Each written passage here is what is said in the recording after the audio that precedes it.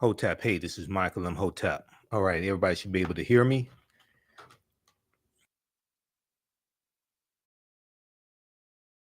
How's everybody doing today? Hotep. Hey, this is Michael Imhotep, founder of the African History Network, host of the African History Network show. I'm a talk show host, researcher, lecturer, writer, and historian. So it is Sunday, March 12th, 2023, and we are live. So I wanted to come on and deal with this topic that I've talked about before. And this deals with um, great African empires that Europeans tried to claim as their own. And sometimes Arabs try to claim them as their own as well. Um, so share this broadcasting on social media platforms. Invite your friends to tune in. It's a great conversation. And also, we'll give you information about a 12-week online course that I teach called Ancient Kemet, the Moors, and the Ma'afa, Understanding the Transatlantic Slave Trade, what they didn't teach you in school. All right. So let's look at a few of these African empires. And I have a lot of information to share with you on this topic. And there was a video that I shared on our Facebook fan page, the African History Network. Shared it a few months ago, and it dealt with it dealt with a European scientist who realized that the uh, ancient Egyptians and ancient Nubians were Black Africans. Okay, well, I'll show you that clip also. All right, so we have the information and thread of our broadcast also to register for the 12-week online course that I teach. So the first African empire that we'll look at that Europeans tried to claim as their own is the empire of ancient Nubia. Okay, and also you'll hear referred to as Ta Seti or Ta Nehesi. When we look at ancient Nubia existed from 4500 BC to 500 AD, 4500 BCE, before the Common Era, or BC, before Christ, to 500 AD, or Common Era. Now, ancient Nubia, or Ta Seti, also known as Kush, the region was known as Kush, was a region along the Nile River located in northern Sudan and southern Egypt. So today, the lower portion of the Sudan, the upper portion of the Sudan and the lower portion of Egypt historically was known as Nubia. All right. And we know that the geographical boundaries that exist today in the 54 African nations largely are the result of the Berlin Conference of 1884 and 1885 that was presided over by German Chancellor Otto von Bismarck. And these 14 European nations are going to carve Africa up into colonies, and they draw the geographical boundaries around the areas that had the natural resources and the mineral wealth that the respective European nations wanted. Okay, so the first monarchy, let me go back to that. Located in northern Sudan and southern Egypt. Now, it was home to some of Africa's earliest kingdoms, known for rich deposits of gold. Nubia was a major trading port for luxury goods that came from sub-Saharan Africa, such as incense, ivory, and ebony. Now, the first monarchy recorded in history was established in ancient Nubia. The Nubians were also known for exceptional archery skills that provided the military strength for their rulers. Pharaohs or kings of Nubia ultimately conquered and ruled Kemet, or Egypt, for about 100 years. Monuments still stand in modern Egypt and Sudan at the sites where Nubian rulers built cities, temples, and royal pyramids. Now, in the 1800s, the Western world's interest in Nubia was awakened by the rediscovery of the ancient empires monuments, which were reported almost simultaneously by individual British, French, and American explorers. Now, many of these European explorers found it difficult to credit indigenous Africans for building such a civilization. So so what we see here is the same thing that they did with Egypt. They tried to say that, oh, well, these were brown-skinned Caucasians, or these were Semitic people, or these were reddish skinned Caucasians, anything except Black Africans, because they don't want to have to admit that it was Black Africans who built these ancient civilizations that Europeans tried to claim as their own, but is also Black Africans that you have enslaved in the United States, in these various European countries also, when you talk about Great Britain, France, Portugal, etc. So they don't want to have to come out and admit, it's like, well, wait a second, you have these African people enslaved, all right, but you don't want to give credit to the civilizations that people built. And we know that African people did not stay stagnant, did not stay stationary. So we migrated, and some of the migration was voluntary. Some of the migration was forced, okay, because of invasions. So we know that the Yoruba that are in Nigeria, as well as the Dogon of Mali and Burkina Faso, okay, we know that they come from ancient Kemet. All right, so we're going to see African people migrate migrate from Nile Valley region of Africa to Central Africa to West Africa. All right, so many of them found it difficult to credit indigenous Africans for building such a civilization. We see the same thing with Zimbabwe as well. And then we also see, when we look at the Moors, the African Moors, we see Europeans tried to claim that, oh, all the Moors were Europeans. All right, now this video here, this is a European scientist who is disappointed when he finds out that ancient Egyptian pharaohs were Black Africans. Ancient Egyptian pharaohs were Black Africans. And I'm going to see if we can get this to play here. I'm going to go to this. Let's switch over to it. Just give me a minute here. All right, let's flip over to this video.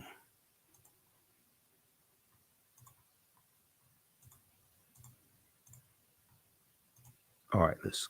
Nubian feature, which means that the ruling family was probably Nubian, and that was unexpected. Examining Shammai's anatomy closely, the thickness of his bones and the shape of his nasal cavity, the anthropologists think he was a Black African, likely from neighboring Nubia. A huge revelation that challenges the prevailing image of the Egyptian ruling class. We always thought the ancient Egyptian elite were Mediterranean type, and in this sense, Shammai is representing the society of the frontier, in which different ethnic groups were mixed. At the end, it doesn't matter the color of your skin. Shammai was Egyptian. Okay, so I want to start that from the beginning. So just a second here. Let me refresh that. So he said at the end, it doesn't matter the color of your skin. He was Egyptian, but he doesn't want to say who the ancient Egyptians were. Surprise for Alejandro. Shammai's ethnicity. Well, they have just told me that Shammai had Nubian features, which means that the ruling family was probably Nubian, and that was unexpected. Examining Shammai's anatomy closely, the thickness of his bones and the shape of his nasal cavity, the anthropologists think he was a black African, likely from neighboring Nubia. A huge revelation that challenges the prevailing image of the Egyptian ruling class. We always thought the ancient Egyptian elite were Mediterranean type, and in this sense, Shema is representing the society of the frontier, in which different ethnic groups were mixed. At the end, it doesn't matter the color of your skin. Shema was Egyptian. Okay, so why would you think that the ruling class in ancient Egypt, ancient Kemet, was Mediterranean? See, they and they said they were shocked. They were stunned. They were stunned that he's black African. Really? These are the type of games that they play. Okay, these are the type of games that they play, and then they're so shocked. Oh my God, these are Negroes. Oh my God, you mean like the Negroes that we enslaved and told the world were inferior, right? And never contributed anything to world civilization, never built societies, etc. We made it illegal for them to learn to read and write when they gave reading and writing and literature to world civilization. They created world civilization. Oh my God. We can't let the world know this. Okay.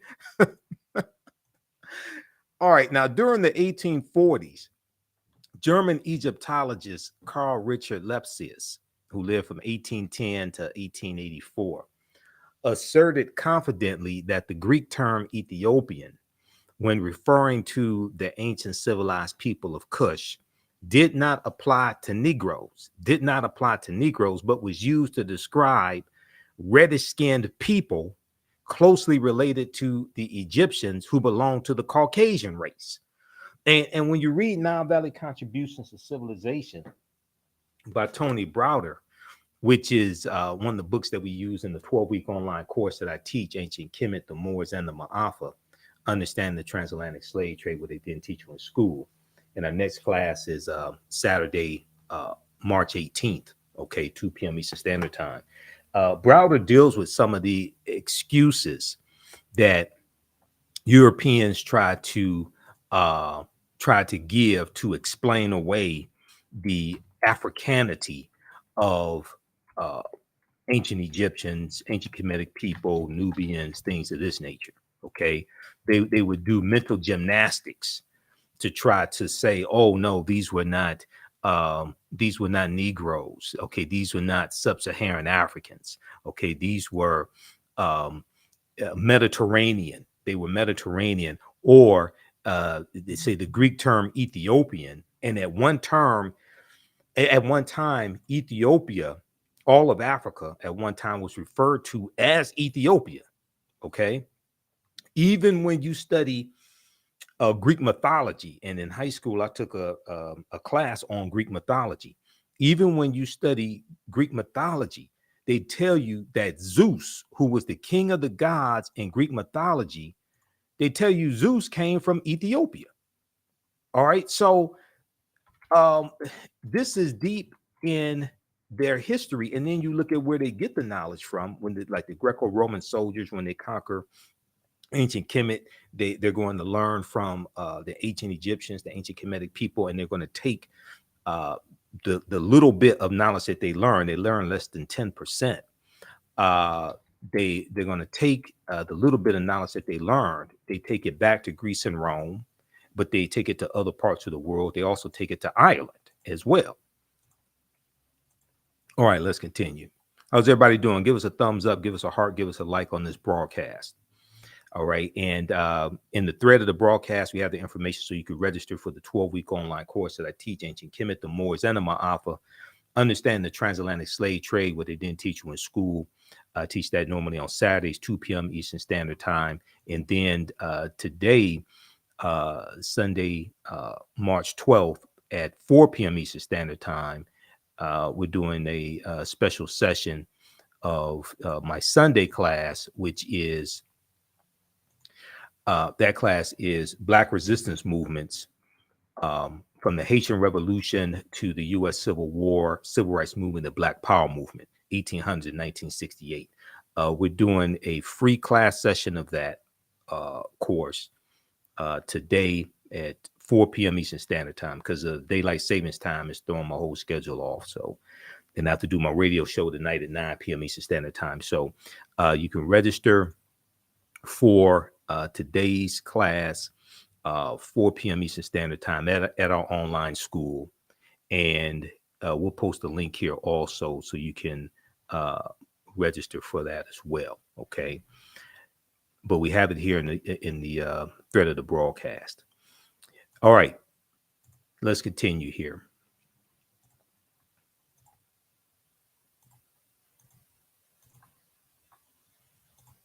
Okay, so they said that during the 1840s, German Egyptologist Carl Richard Lepsius said that the Greek term Ethiopian, when referring to the ancient civilized people of Kush, did not apply to Negroes, but was used to describe reddish-skinned people closely related to the Egyptians who belonged to the Caucasian race. Was he trying to imply that Negroes were not civilized? Is that what he was trying to imply? Now, Nubia was the first recorded monarchy. Now, ancient Kemet or Egypt is the first major civilization in Africa for which records are abundant. It was not, however, Africa's first kingdom. A March 1st, 1979 New York Times front page article written by journalist Boyce Rensberger, reported, quote, evidence of the oldest recognizable monarchy in human history, preceding the rise of the earliest Egyptian kings or pharaohs or Nasubites by several generations, has been discovered in artifacts from ancient Nubia.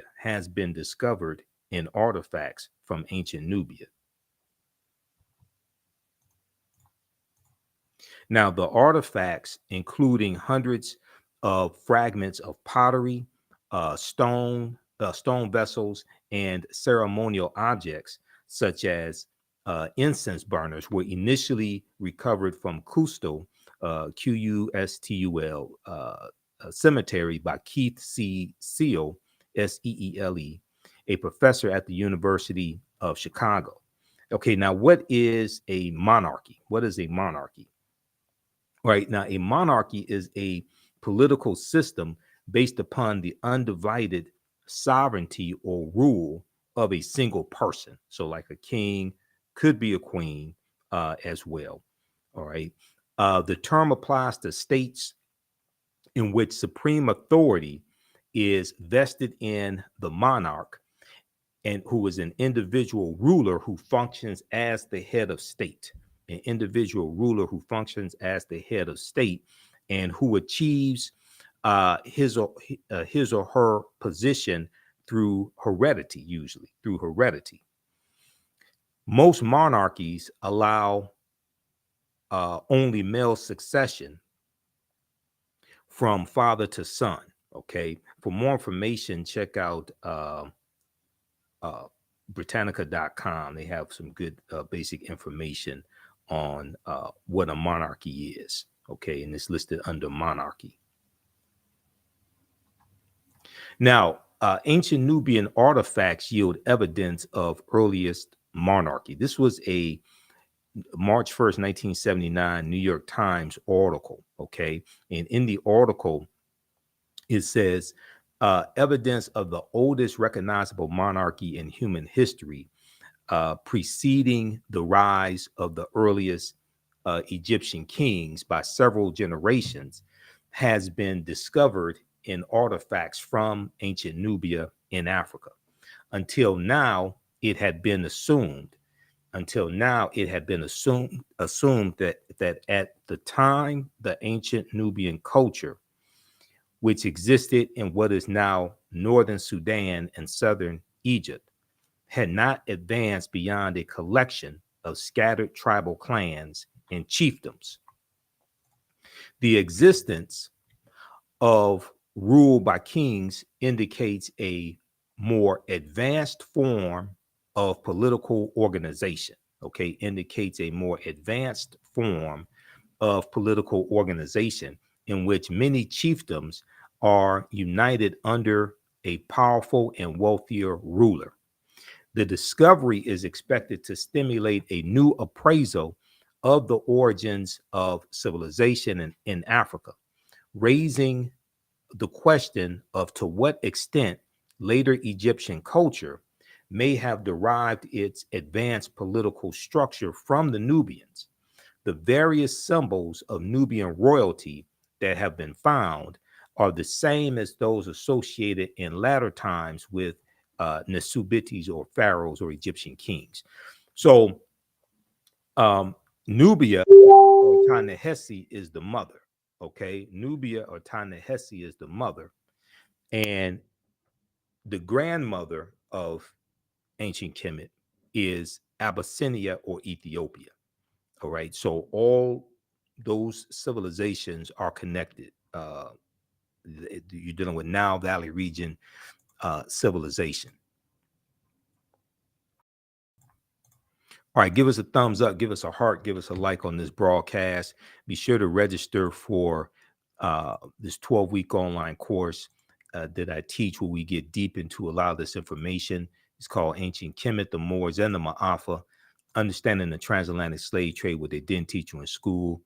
Our next class is, I do teach this class normally on Saturdays, 2 p.m. to 4 p.m. Eastern Standard Time. Our next class is Saturday, March 18th. 2 p.m. to 4 p.m. Eastern Standard Time. And we have the link for the class for you to register for the full 12-week online course. We have it here in the thread of the broadcast. I'll post it again as well.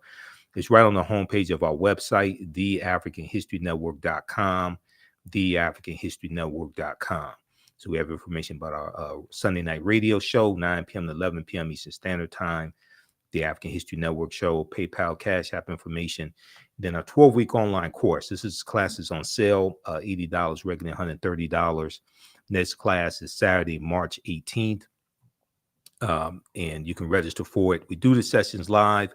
All the sessions are archived and recorded, so you can go back and watch it anytime. Just click right here to register for full course.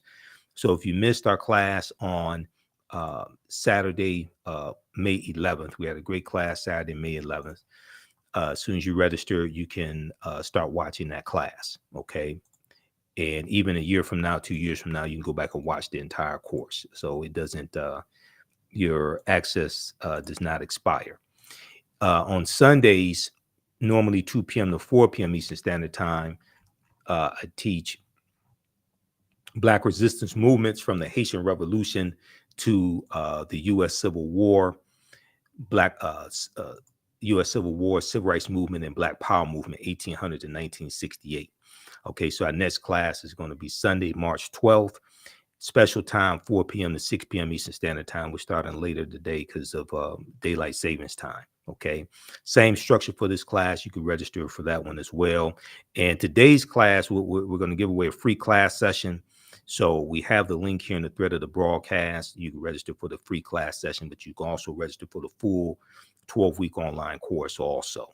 Okay, and we look at history chronologically from 1800 to 1968 to see what happened to us, what leads up to the Civil War taking place, what happens after slavery ends, what were the laws and policies put in place to put us where we are today, to understand where we need to go from here. So we deal with the U.S. Civil War, Reconstruction, 1865, 1877, Jim Crow era.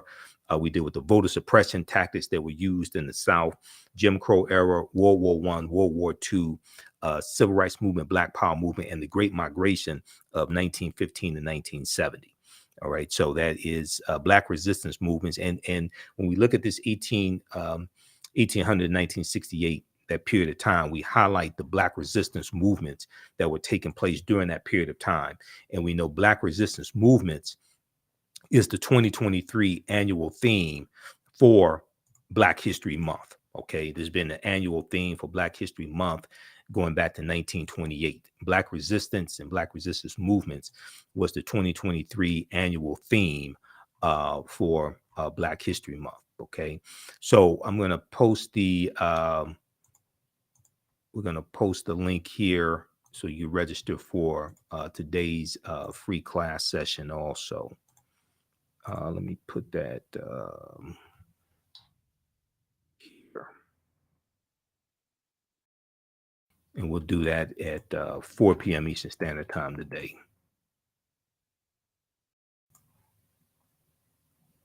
Just a second here. All right. Okay, let's continue. Okay, so the discovery is expected to stimulate a new appraisal of the origins of civilization in Africa, raising the question of to what extent latter Egyptian culture may have derived its advanced political structure from the ancient Nubians. The various symbols of Nubian royalty that have been found are the same as those associated in latter times with ancient Egyptian kings or pharaohs. The new findings suggest that the ancient Nubians may have reached this stage of political advancement as long ago as 3300 BCE, before the Common Era, or BC, before Christ, several generations before the earliest documented Egyptian king. The discovery is based on the study of artifacts from ancient tombs excavated 15 years ago, now 15 years prior to 1979, okay, 15 years ago, in an international effort to rescue archaeological deposits before the rising waters of the Aswan Dam covered them. Okay, so read this article from March 1st, 1979, from the New York Times. Ancient Nubian artifacts yield evidence of earliest monarchy. Okay, so we have Nubia, which is a African civilization, African empire. The Europeans try to claim as their own. But we also have Carthage. Okay, Carthage in North Africa, in the area that today is where Tunisia is. All right. Now, Carthage existed from 813 BCE, before the Common Era, to 146 BCE, and we've heard about the Punic Wars between Rome and Carthage, and Carthage is going to be destroyed in 146 BCE by Rome. Okay, and we read about Hannibal Barca fighting against Rome and the Punic Wars, and Hannibal crossing the Alps with the elephants, and we read about the Battle of Cannae, 216 BC, all of that. Okay, and we go through and talk about that in the 12-week online course that I teach as well. Okay, so there was a back in 2016, there was a series on the History Channel called Barbarians Rising. And Barbarians Rising dealt with a 700-year history of invasions in the Roman Empire. Okay, 700-year history of invasions in the Roman Empire. And it dealt with the first installment, first episode was about Hannibal Barca fighting against the Romans. Okay, they had this Black British actor named Nicholas Pinnock portray Hannibal Barca, and some white people on social media lost their minds behind this. There was an article from AtlantaBlackStar.com that talked about this. They said History Channel's newest documentary series, Barbarians Rising, tackles the fall of the Roman Empire over the course of 700 years of invasions. However, the most recent episode that aired Monday, this is in 2016, depicts Hannibal of Carthage as a black man, depicts Hannibal Barca of Carthage as a black man. And many white history buffs are crying foul over the quote unquote historical inaccuracy, or what they call a historical inaccuracy. In the series, Hannibal Barca is portrayed by Black British actor Nicholas Pinnock, who there's no question that he's of African descent. Okay. He's not, you don't have to look at him for 5 minutes and try to listen to the tonality of his voice to determine if he is of African ancestry. Now, the famous Carthaginian general Hannibal Barca was a thorn in the Roman Empire side. He became a general at the age of 26 and managed to unite barbarian tribes to stop Rome's imperial rise. The military genius was famous for climbing the Alps with war elephants whose sole purpose was to stomp the Roman Empire, to stomp, S-T-O-M-P, to stomp the Roman Empire. Hannibal ultimately wanted to invade Rome, but he failed to do so. Okay, now, there have been debates over the race of Hannibal. This debate still continues to this day for some people. There really is no debate if you understand history. Read the article from AtlantaBlackStar.com from June 7th, 2016, called History Channel Portrays Hannibal as Black. White people cry foul over historical revisionism. All right. Now, when we look at Carthage was founded in the 9th century BCE, before the Common Era, on the Gulf of Tunis. From the 6th century before the Common Era onwards, it developed into a great trading empire covering much of the Mediterranean and was home to a brilliant civilization. In the course of the long Punic Wars from 264 BCE to 146 BCE, Carthage occupied some of Rome's territories before finally being destroyed by its rival Rome in 146 before the Common Era. In his book, World's Great Men of Color, Volume 1, history scholar J.A. Rogers asserts, quote, the Carthaginians were descendants of the Phoenicians, a Negroid people. The Carthaginians were descendants of the Phoenicians, a Negroid people, and that, in fact, until the rise of the doctrine of white superiority, Hannibal Barca was traditionally known as a black man, end quote. So what we're going to see as you have a rise in European powers, and Europeans are coming out of the Dark Ages as they come out of the 1200s, going to the 1300s, which is the beginning of the Renaissance period. As they come out of that time and going to the 1400s and 1500s, we're going to see them conquering people's lands, especially in the 1400s. We're going to see them conquering people's lands, like with Christopher Columbus, and then we look at the Juan Ponce de Leon in the 1500s. In 1513, he comes into Florida and conquers Florida on behalf of Spain.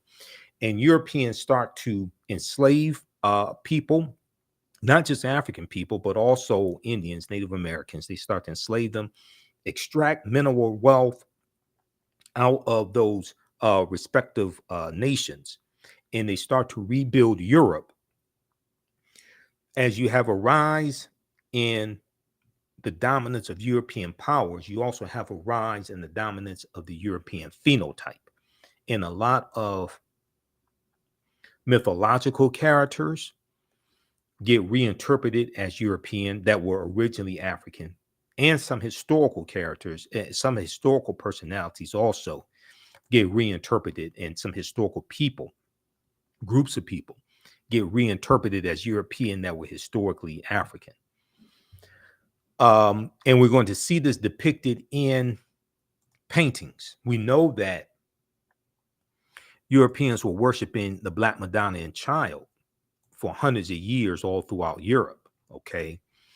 And that comes from the worship of Asar, Aset, and Heru, who the Greeks called Osiris, Isis, and Horus, okay, known as the First Holy Trinity. And we're going to see that Michelangelo painting the Sistine Chapel. He depicts Adam and Eve as being European. He depicts God as being European. And we're going to see, there were hundreds of images and statues of the Black Madonna and Child all throughout Europe. France probably had the most, with somewhere around 300. And we're going to see the colonization or decolorization of these African images to European as well. And there's going to be these European images that these Europeans take into foreign lands when they conquer people and force these images and force Christianity, especially white Christianity, force these upon other groups of people, especially African people. Okay, let's continue. Give us a thumbs up, give us a heart, give us a like on this broadcast. How you all like this type of information? Who still needs to register for the 12-week online course that I teach normally on Saturdays? Ancient Kemet, the Moors, and the Ma'afa. Kemet, one of the original names for Egypt. Ancient Kemet, the Moors, and the Ma'afa. Understand the transatlantic slave trade, what they didn't teach you in school. Also, be sure to register for today's free class session of Black resistance movements from the Haitian Revolution to the U.S. Civil War, Civil Rights Movement, and Black Power Movement. Okay, we're doing that class Sunday, March 12th, 4 p.m. Eastern Standard Time. Normally it's 2 p.m. Eastern Standard Time, but we're doing it at 4 p.m. Eastern Standard Time. And we have the link to register for the free class session today. We have that here in the thread of the broadcast. And we have the post on our Facebook fan page, The African History Network, The African History Network, and my YouTube channel, as well as my personal Facebook page, Michael Imhotep. Okay. And I'll post it here. I'm going to post it here again on the thread of the broadcast. All right, let's continue. So today, many encyclopedias classify the Carthaginians, who are descendants of the Phoenicians, and the Phoenicians were African people as well. Today, many encyclopedias classify the Carthaginians as whites or Semites, but ancient Greek and Roman eyewitness accounts paint a different picture. The indigenous peoples of Carthage were called the Afers, A-F-E-R-S. Ancient Roman poet Virgil, in his poem Mortum, M-O-R-T-U-M, speaks of a woman from the Afar, or Afro region, okay, the Afro region. He says of her, quote, "And all her figure proves her native land. Her hair was curly, thick her lips, and dark her color," end quote. Now, in Library of History book 20, XX, Roman numeral X, okay, it represents 10. In Library of History book 20, Greek historian Diodorus mentions a Greek lieutenant named Agathocles, who defeated a people in the area of present-day Tunisia who were the same hue or color as Ethiopians. The eyewitness accounts are corroborated by physical anthropology. L. Berthelon and E. Chantre, initial L and initial E. E. Chantre, both well-noted French anthropologists, documented their examination of skeletons throughout North Africa in all periods. They note that the remains of both upper and lower class individuals of ancient North Africa were representative of the Negroid race, Now, another African empire that Europeans try to claim as their own is Great Zimbabwe. Okay, Great Zimbabwe, which existed from 1220 Common Era to 1450 Common Era, or AD. AD meaning Anno Domini, in the year of our Lord. And as I've said before, and we deal with this in the classes that I teach, there's a attempt to get away from the Christian dating system of BC and AD, BC meaning before Christ. There's an attempt to get away from that. And that was largely championed by the Venerable Bede, an English monk named Bede, Bede, okay, around 8th century AD, Common Era, okay, around 8th century Common Era. So there's an attempt to get away from that and use BCE, before the Common Era, and BC, which means Common Era. All right, let's continue here.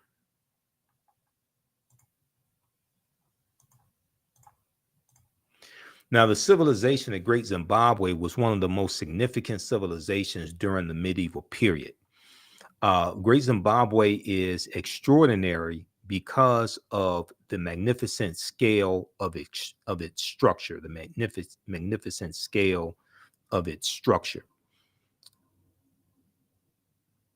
of its structures, I should say, plural. Its most striking edifice, referred to as the Great Enclosure, has walls as high as 36 feet, extending approximately 820 feet, making it the largest ancient structure south of the Sahara Desert. Now, in the 1800s, European explorers, imperialists, and colonizers were stunned by Great Zimbabwe's grandeur and cunning workmanship. Its grandeur and cunning workmanship. So they attributed the architecture to Portuguese travelers, Arabs, Chinese, Persians, or even biblical characters such as King Solomon and the Queen of Sheba, which is like really, really, really problematic. Okay, we're not going to go deep into that right now, but that's really problematic when you try to attribute physical structures to biblical characters. That's a huge problem there. That means like you're really desperate when you do something like that, if you know what I mean. Now, according to the Metropolitan Museum of Art, archaeological investigations conducted during the first decades of the 20th century have dismissed those attributions to the Arabs and the Chinese and the Persians and the Portuguese and things of this nature, and biblical characters, etc. According to the Metropolitan Museum of Art, archaeological investigations conducted during the first decades of the 20th century have dismissed those attributions and confirmed both the antiquity of the site and its African origins. Have confirmed both the antiquity of the site and its African origins. It was built by the ancestors of the indigenous Shona people, Shona, in the 11th century Common Era, or what the Venerable Bede called AD, long before the first Europeans ever set foot in Zimbabwe. Okay. Yet and still, this is another great African empire that Europeans tried to take the credit away from African people and give it to everybody like the Chinese and Portuguese and Arabs, etc. Okay. And when you have oppressed the people, enslaved them, and then now, and see, also with the invention of the Gutenberg printing press in about the 11th century AD, mid 11th century AD, somewhere around 1046 or so, with the invention of the Gutenberg printing press, named after Johannes Gutenberg. Now, with the Gutenberg printing press being invented, now they can mass produce manuscripts. They can mass produce books. Prior to that, all the books were handwritten. Okay, but when the printing press, the Gutenberg printing press was invented about mid 11th century Common Era. Now Europeans can mass produce the lie. They can rewrite the history and mass produce the lie.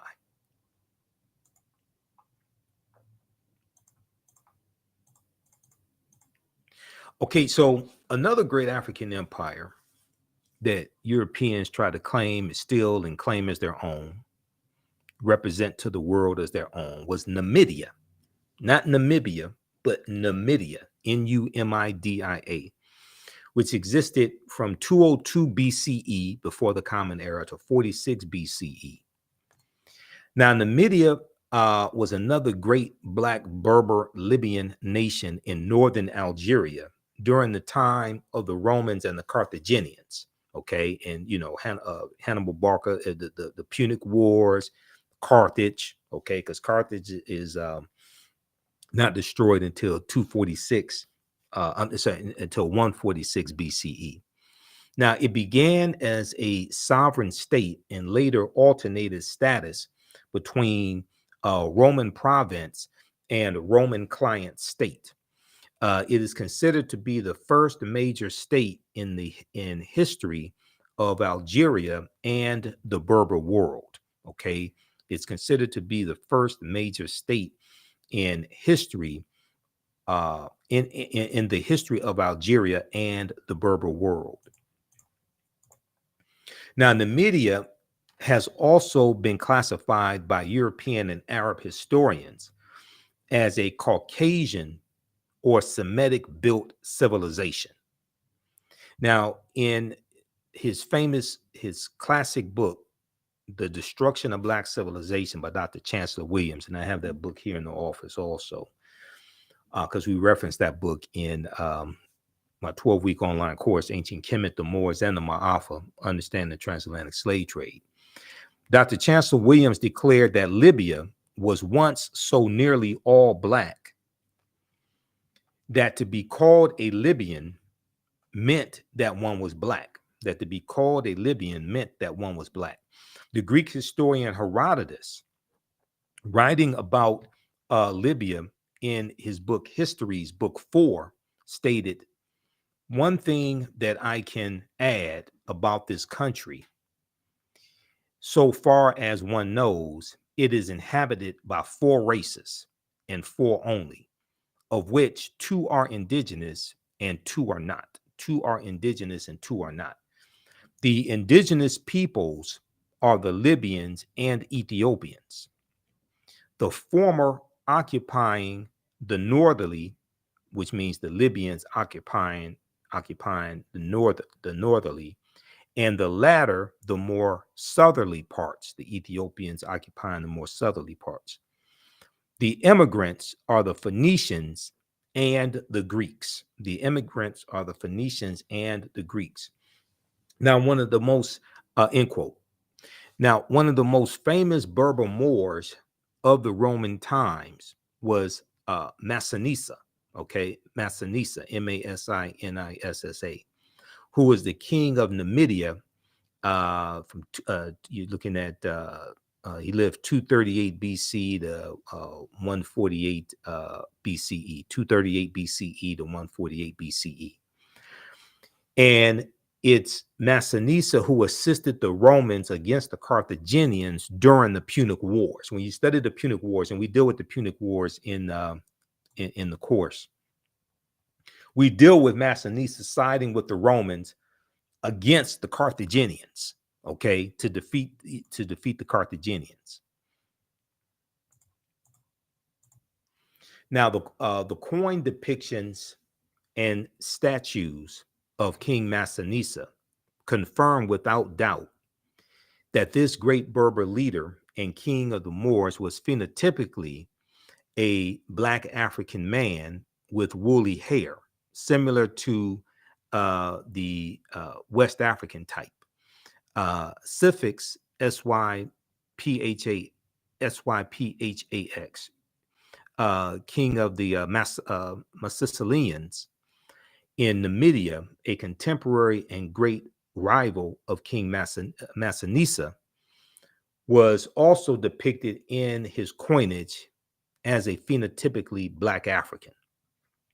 Now, this coin that you see here on the screen, front and back, this is the coin of Juba the First, Juba, who lived from 85 BCE to 46 BCE. He was king of Numidia as well. Okay.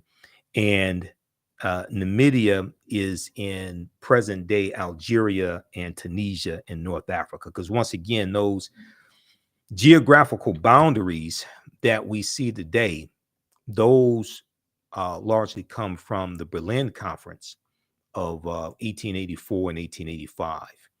There's a good article dealing with the Berlin Conference. There's a good article from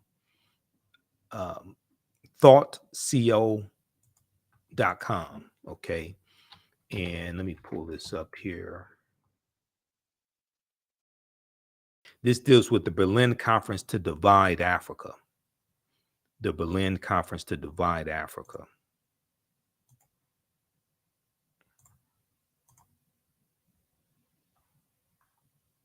Let's look at this. The Berlin Conference to divide Africa, the colonization of the continent by European powers. Okay, now here's a sketch of these European leaders meeting at the Berlin Conference to carve Africa up into colonies, because these Europeans have been fighting and killing each other for hundreds of years, going back to when they were barbarians and formed kingdoms. Okay, you know, the Anglos, the Saxons, the Jutes, the Lombards, the Picts, the Alans, the Franks, the Vandals, the Visigoths, etc. Okay, and then they're going to form nations. The barbarians go from kingdoms to nations, and these nations are going to continue fighting and killing each other. The Berlin Conference was Africa's undoing in more ways than one. The colonial powers superimposed their domains on the African continent. By the time independence returned to Africa in 1950, in the 1950s, beginning with Ghana in 1957 under Kwame Nkrumah, the realm had acquired a legacy of political fragmentation that could neither be eliminated nor made to operate satisfactorily. Now, let's see here. What was the purpose of the Berlin Conference? In 1884, at the request of Portugal, German Chancellor Otto von Bismarck called together the major Western powers of the world to negotiate questions and end confusion over the control of Africa. To negotiate questions and end confusion over the control of Africa. Now, there were no representatives on behalf of Africa there, just so people understand. Okay, I don't want anybody to be confused. Now, Otto von Bismarck, German Chancellor Otto von Bismarck, appreciated the opportunity to expand Germany's sphere of influence over Africa and hoped to force Germany's rivals to struggle with one another for territory.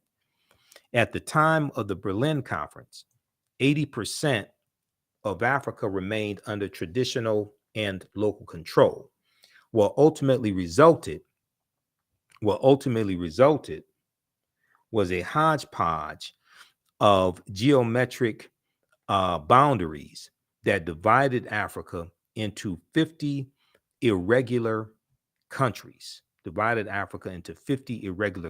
we know there are 54 countries now. Irregular countries. This new map of the continent was superimposed over 1,000 indigenous cultures and regions of Africa. The new countries lacked rhyme or reason and divided coherent groups of African people and merged together disparate groups who really did not get along.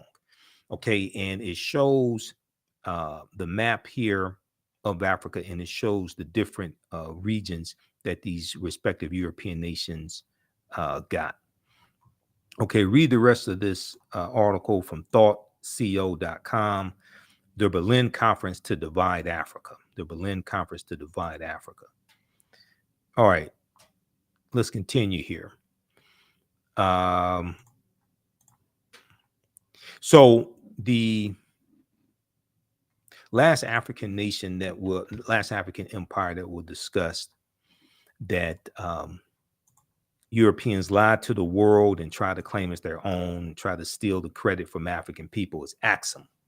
So Axum existed from about 100 AD Common Era to 940 Common Era.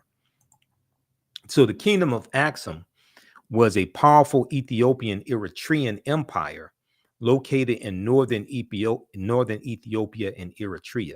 It developed its power by controlling the Red Sea trade routes. Axum was ruled by the Negus Negast, which means King of Kings. Under King Ezana, Ezana, Axum was the most powerful empire in Northeast Africa. And in 350 Common Era or AD, Axum sacked the Nubian kingdom of Meroe. In the latter part of the 4th century Common Era, Axum invaded the southern part of the Arabian Peninsula and occupied Yemen from 335 Common Era to 370. At its height, Axum included the surrounding Ethiopian highlands, Beja, Noba, Kasu, and Arabian kingdoms, Himyar and Sabar. The kingdom of Axum was prosperous from 100 Common Era to 700. It was contemporary with the Roman Empire, and according to the Persian religious leader Mani, Mani, the Axumite civilization was third among the 4 greatest of the time, on par with Rome, Persia, and China. A theory about the origins of Axum was that it was founded by Semitic-speaking Sabians, Sabaeans, who crossed the Red Sea from South Arabia, which is modern-day Yemen. However, scholars now agree that the Sabaean influence was negligible, and the kingdom was founded by indigenous Africans. Okay. All right. So this deals with some African empires that Europeans lied to the world and tried to say were Europeans, and in some cases try to say they were Arabs, but these were created by Black Africans, these civilizations. All right. Hopefully you like this type of information.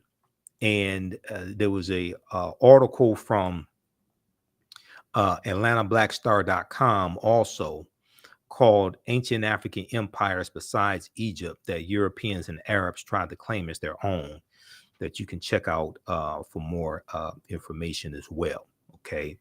And this is just a sample of the type of information that we deal with in the 12-week online course that I teach, Ancient Kemet, the Moors, and the Ma'afa, understanding the transatlantic slave trade, what they didn't teach you in school. Okay, so we deal with thousands of years of history and what leads up to the transatlantic slave trade taking place. Okay, and when we deal with the transatlantic slave trade, we can't start studying our history in slavery. We have to deal with thousands of years of history that leads up to the transatlantic slave trade taking place. We can't start in 1619 with the Portuguese. We can't start in the 1440s. And we have to deal with thousands of years of history chronologically that lead up to the transatlantic slave trade taking place. But also we have to understand the 800-year occupation of Europe by the Africans known as the Moors, who go into the Iberian Peninsula, today known as Spain and Portugal, in 711 AD and conquer. And we deal with General Tariq ibn Ziyad and what the Moors introduced into Europe and how this leads to Europe coming out of the Dark Ages. Okay, so visit our website, TheAfricanHistoryNetwork.com, TheAfricanHistoryNetwork.com to register for this 12-week online course. We have the information at our website as well. And the Sunday class that I teach, Black resistance movements from the Haitian Revolution to the Civil War, Civil Rights Movement, and Black Power Movement. We're doing a free class session of that today, Sunday, March 12th, 4 p.m. Eastern Standard Time. So we have the link here in the thread of the broadcast, so you can register for that. We'll post it again here, and it's on our website, TheAHNShow.com. You can register for the full 12-week online course also. The class is on sale, $80. Regularly, it's regularly $130. The content is PG-13, so you can share this content with your children. Your children can take the class also. But we do the sessions live. All the sessions are archived and recorded. You can go back and watch it anytime, okay? So that's a 12-week online course, Black Resistance Movements from the Haitian Revolution, the U.S. Civil War, Civil Rights Movement, and Black Power Movement, 1800 to 1968. Normally, we do that on Sundays, 2 p.m. to 4 p.m. Eastern Standard Time, but because of daylight savings time and everybody's schedule being thrown off, as well as my schedule, we're going to do that class at 4 p.m. Eastern Standard Time today. And this is the first class that I teach. We do this on Saturdays, 2 p.m. to 4 p.m. Eastern Standard Time. Ancient Kemet, the Moors, and the Ma'afa, understanding the transatlantic slave trade, what they didn't teach you in school. So the next class, next live class session for that, and these are taught at our online school. This is not on Facebook or YouTube. Is Saturday, March 18th, 2 p.m. to 4 p.m. Eastern Standard Time. Click right here to register for the full course. And as soon as you register, you can watch the class that we did Saturday, March 11th. We had a great class Saturday, March 11th. We'll post a link here. And we have a bundle pack, so you can register for both classes at a discount, $120. That's a $300 value. There's 5 free lectures you're going to get that'll be in the video library. When you log into your Learn World account, they're in the video library you can watch there. So you can register here for the bundle pack of courses, get both classes for $120. And if you've taken any of my online classes in the past, if you are a returning student, what we call a returning student, email us at TheAHNShow@TheAfricanHistoryNetwork.com, TheAHNShow@TheAfricanHistoryNetwork.com. You get a 50% discount on the bundle pack of courses, okay? So email us there, or you can email us through the website. We'll get you registered for those. Also, you can support the African History Network, $ the AHN Show through Cash App, $ the AHN Show through Cash App, and through PayPal, paypal.me/the AHN Show. This helps us keep doing the research, stay on the air, pay some of the bills, keep broadcasting, keep doing our radio, our Sunday night radio show, the African History Network Show. This is our official Cash App account, $ the AHN Show, SHOW. When you go to it, it'll say Michael, show my picture there. These other ones here, and there's about 5 fake African History Network Cash App accounts out there I've identified, and I'm still trying to get them shut down. I have to follow up with Cash App on this because they opened up an investigation. So that's why I put this graphic here on the homepage of our website, and with the link there, and it has the QR code also for our Cash App account. Okay, so you can just scan the QR code as well. All right, so hopefully you learned a lot today. Register for these online courses. Support the African History Network. African History Network will be on live tonight, Sunday, 9 p.m. Eastern Standard Time for the African History Network show. I have to get out of here and teach this online class today. Remember, right now, it's correct wrong behavior. It's not over till we win. Wakanda forever. We'll talk to you next time. Peace.